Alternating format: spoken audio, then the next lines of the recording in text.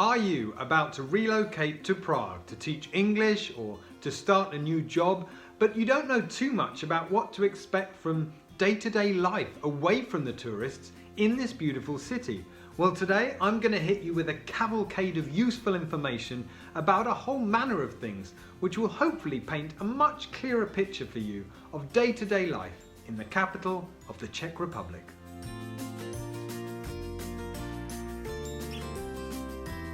Ahoy from Prague, I'm Paul Colto, he is Jožin, and I have lived and worked in Prague for 6 years.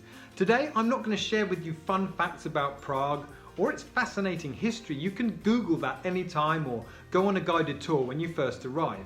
I'm going to share with you a bunch of valuable information from someone who has been through the whole process of relocating to and settling in this fabulous city. So today the main topics I'm going to talk about are things ranging from the weather to shopping, groceries, general lifestyle stuff, culture, transport, entertainment and more. Of course, as always, this is just information based on the experiences of myself and my friends in Prague, and if you live or have lived in Prague, then I welcome you to add any more information you might deem useful in the comments below. Regarding the topics of personal safety, communication in English and Czech, accommodation, work, what Czech people are like, and making friends in a new country, I have specific videos dedicated to all those topics, and links to those are provided in the description. This video is more little tidbits of extra useful information about day-to-day life in Prague. Right, let's boogie. So first of all, the climate.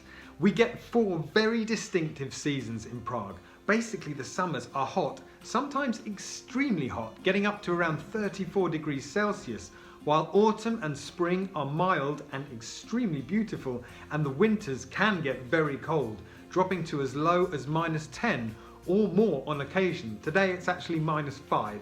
Now some general lifestyle info. The city is no longer as cheap as it used to be. A more appropriate adjective would be, in my opinion, affordable. You can pay with contactless card in most places. The currency is the Czech crown, not the euro, though euros are accepted in lots of places in the city centre, but mostly for a slightly less than favourable exchange rate. I would really recommend you get yourself a Revolut card, for example, before you come, as it will stop you having to use currency exchanges in the centre, which can be an absolute nightmare if you use one that rips you off. To that end, never change your money at the airport, and also I would recommend you avoid the EURONET cash points if you can. They are, arguably, deliberately confusing with their conversion rates, offer you disorientating, unnecessarily large cash withdrawal options, and they have damaged 1 or 2 historic landmarks where they have installed their machines. The healthcare is, in my experience, absolutely great. Most dentistry is not covered by your health insurance and can be very expensive. Watch out. Lots and lots and lots of people have dogs, and in some districts you need to watch where you step, because some people don't clean up after their dogs, to the utter exasperation of everyone else. The Old Town is very, very touristy, but you will quickly learn about all the areas and districts where tourists don't go that are absolutely fantastic, like Žižkov, Letná and Vinohrady, to name a few. Shopping. There are lots of typical shopping malls all over the city. There are also lots of wonderful popular farmers markets from spring to autumn, the pick of the bunch being on Naplavka every Saturday and Sunday morning, right next to the Vltava River in the city centre. There are lots of typical supermarkets all over the city too, from companies like Tesco, Billa, Kaufland, Albert, Penny, Lidl, and also lots of small organic food shops all over the city too. Almost all the types of food you could want are available, and you'll quickly learn the vocabulary for the essentials. Fish is expensive because the Czech Republic is landlocked. There are 1 or 2 small specialist shops around the city who import very specific food from brands and candies from the US if you really need something like that. And for Brits, there are 4 or 5 Marks and Spencer's shops located around the city, but they aren't cheap. On almost every street in the city there is a potraviny, typically staffed by people from the Vietnamese community, which is open from early until late, selling all the basic food essentials. When you go to a Czech post office, there will be a machine which will give you a ticket with a number on, and when it's your turn to be seen, that number will appear on a nice big screen and a jaunty little 3-note melody will ring out. Until about 2 years ago, these machines only displayed the options in Czech, but now they're displayed in English too. Hurrah! There is a thriving culinary and restaurant scene, including vegetarian and vegan options which are dedicated to both Czech and international cuisine. There's a large Vietnamese population in Prague, and thus we have lots of really great Vietnamese restaurants. Yes, the tap water here is perfectly drinkable. The public transport system consists of 3 metro lines and trams and buses, and they all work beautifully and are very fairly priced. If you get the Litachka card and buy an annual ticket, it works out to only 10 Czech crowns a day, which is absolutely outrageously cheap. If you buy a normal ticket, do not forget to validate it in one of the small machines before you enter the metro or as soon as you get on a tram or a bus, as inspectors are very unforgiving, which I think is a good thing. It is very easy, cheap and comfortable to visit the countryside and different cities using the national rail network or bus companies like Flixbus or RegioJet. The country borders Slovakia, Poland, Austria and Germany, and each of those countries are well worth exploring and are also easily reachable by train and bus.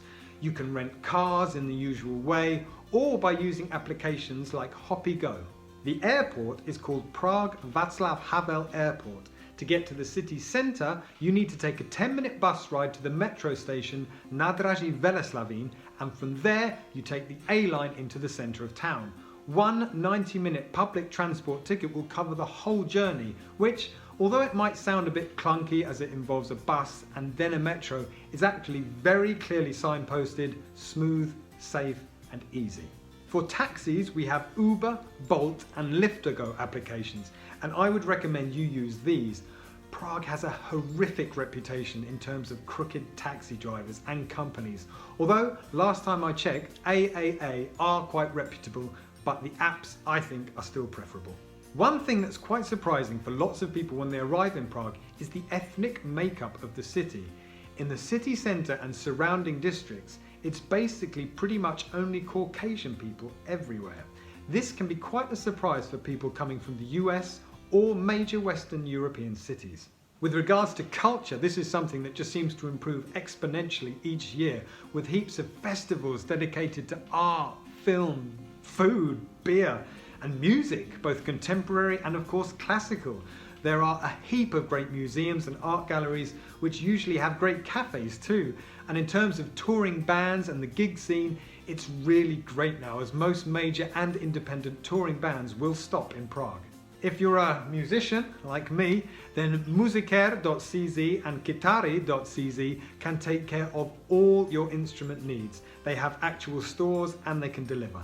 Regarding technology, Prague is one of the most Wi-Fi friendly cities going. All cafes and restaurants and even some of the trams have it. Mobile phone tariffs are sadly some of the most expensive in Europe, which is a real shame. If you're a fan of Apple products, then there are a number of licensed retailers across the city. In terms of entertainment, Netflix, HBO Go, Amazon Prime and all that stuff is available here, and there are both great independent cinemas like KINO SVÉTOZOR, Bio Oko and KINO AERO, as well as large cinema chains around the city who offer IMAX and aggressively overpriced popcorn. There are lots of beautiful parks and lots of opportunities to do sports, basketball courts, tennis courts, etc., and tons of playgrounds for kids. The fact that you're watching this video is great, as it clearly means you are doing some homework and research in advance of your visit or stay, and that is one of the most important things you can do. We are truly blessed that we have so many resources online that can help us prepare, so take full advantage of that. My final piece of advice is this: if you embrace Prague, Prague will embrace you.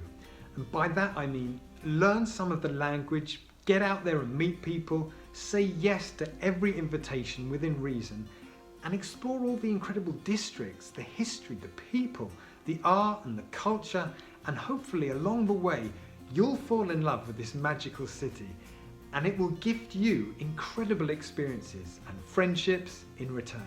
That'll do for now. If you have any other questions about day-to-day life in Prague, please post them in the comments below and I and the YouTube community will endeavour to answer them. Thank you very much for watching this video. Please like and subscribe. And for now, from Yoshin, who's having a big sleep, and from me, toot toot.